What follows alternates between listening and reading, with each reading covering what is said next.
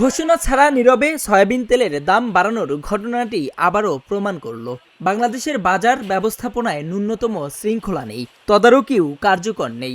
আমদানিকারক ও বাজারজাতকারী প্রতিষ্ঠানগুলো এক লাফে লিটারে ৯ টাকা বাড়িয়েছে, অথচ এর আগাম বার্তা নেই সরকারের আনুষ্ঠানিক অনুমোদন।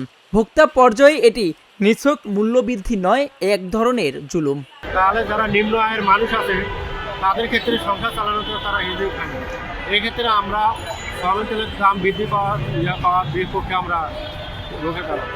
শুধু তেলের দাম না, আরো অনেক কিছু দামও তো বাড়তেছে। এখন সরকার যদি নিজের মন মতো খালি দাম বাড়াই যায় তো তখন আমাদের কি হবে?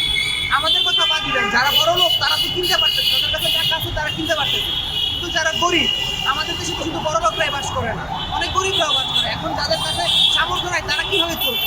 এমনি তো তেলের দাম একবার বাড়ানো হয়েছে, এখন আবার ৯ টাকা বাড়াইছে, তো এটা তো এক প্রকার জুলুম হয়ে যাচ্ছে। এটা তো উচিত না। ব্যবসায়ীদের সংগঠন দাবি করছে বিশ্ববাজারে দাম বাড়ছে, তাই সরকারকে জানিয়েছে তারা দাম সমন্বয় করেছে। কিন্তু বাণিজ্য মন্ত্রণালয়ের বক্তব্য একেবারেই উল্টো। মন্ত্রণালয় বলছে ব্যবসায়ীরা আবেদন করলেও অনুমতি দেওয়া হয়নি। প্রশ্ন হলো, অনুমতি ছাড়াই কিভাবে বাজারে নতুন দামে বোতল চলে এলো? অনুমোদনহীন সিদ্ধান্ত কার্যকর করার মানে কি আইনের অবমাননা নয়? গত ২.৫ মাস তো অলমোস্ট ওই দামেই, পূর্বের দামেই বেচা কেনা হয়েছে। এবং যদি যৌক্তিক কোনো কারণ থাকে বাড়ানোর, আমরা we are happy to discuss. কারণ আমরা তো সরবরাহ ব্যবস্থাকে গতিশীল রাখতে চাই, আমরা তো সরবরাহ ব্যবস্থাকে বিঘ্নিত করতে চাই না। কিন্তু সেটা যেহেতু মানে আইনগত ভিত্তিতে এবং যে মানে কাস্টমারি যে প্র্যাকটিসটা ছিল তার মাধ্যমে এতদিন ধরে নির্ধারিত হয়েছে, ইনশাল্লাহ আমরা সেইভাবে সমাধান করবো। আমরা জিনিসটা শুনবো, বুঝবো, বুঝে যৌক্তিক যদি যে সমাধান সেটাতেই যাব, অযৌক্তিক কোনো সমাধান আমরা মানব। আইন খুব স্পষ্ট। ২০১১ সালে অত্যাবশ্যকীয় পণ্য বিপণন ও পরিবেশ নিয়োগ আদেশ বলছে, দাম বাড়াতে হলে ১৫ দিন আগে মনিটরিং সেল জেলা প্রশাসক ও উপজেলা নির্বাহী কর্মকর্তাকে জানাতে হবে। এর উদ্দেশ্য ভোক্তাকে সুরক্ষা দেওয়া, অসম আচরণ ঠেকানো। কিন্তু ব্যবসায়ীরা যে পদ্ধতিতে দাম বাড়িয়েছে তা আইন মানার বদলে আইনের ফাঁকফোকর খোঁজারই নামান্তর। একদিকে ৫ লিটারের বোতল ৯৬৫ টাকা, অন্যদিকে প্রতি লিটার ১৯৮ টাকার নতুন দাম। কাগজে কলমে এসব ব্যবসায়িক সিদ্ধান্ত হলেও বাস্তবে ভোক্তার কাঁধেই চাপছে সমস্ত বোঝা। যাদের দৈনিক নিত্য প্রয়োজনে তেল লাগে তাদের জন্য এ বাড়তি চাপ অমানবিক। ভোক্তা অধিকার সংগঠন ক্যাব এর বক্তব্য যথার্থ। সরকারের অনুমতি ছাড়া বাড়তি অর্থ আদায় অবশ্যই অন্যায়।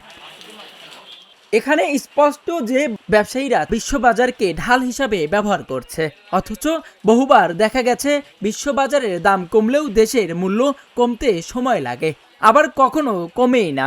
দাম বাড়ানোর ক্ষেত্রে ভোক্তার প্রতি দায়বদ্ধতা কোনো চিহ্ন নেই। তবে এই ঘটনার নিন্দা জানিয়েছে বিএনপি। সোয়াবিনের লিটার যদি হঠাৎ করে ৯ টাকা বেড়ে যায় এবং খোলা বাজারে যদি ৫ টাকা হয় তাহলে জনগণ কষ্ট পাবে, জনগণ দুঃখ পাবে।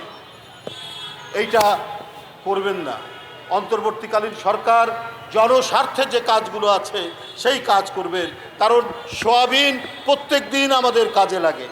সোয়াবিন একটি কৃষিভিত্তিক শিল্প।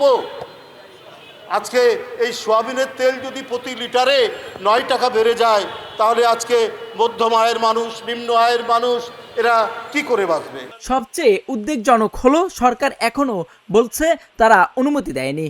তাহলে বাজার নিয়ন্ত্রণ কার হাতে?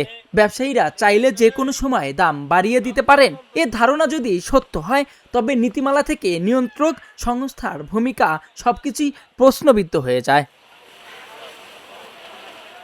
সরকারের উচিত বিষয়টি জরুরি ভিত্তিতে তদন্ত করা, দায়ীদের বিরুদ্ধে ব্যবস্থা নেওয়া এবং বাজারের শৃঙ্খলা ফিরিয়ে আনা। একই সঙ্গে অত্যাবশ্যকীয় পণ্যের মূল্য নির্ধারণের স্বচ্ছ প্রতিক্রিয়া নিশ্চিত করা জরুরি।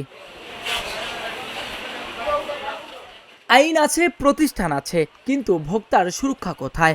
ব্যবসায়ীদের এই কৌশল মূল্যবৃদ্ধি শুধু অনৈতিকই নয়, এটি বাজারে এক ধরনের সাইলেন্ট সিন্ডিকেট তৈরির ইঙ্গিত দেয়।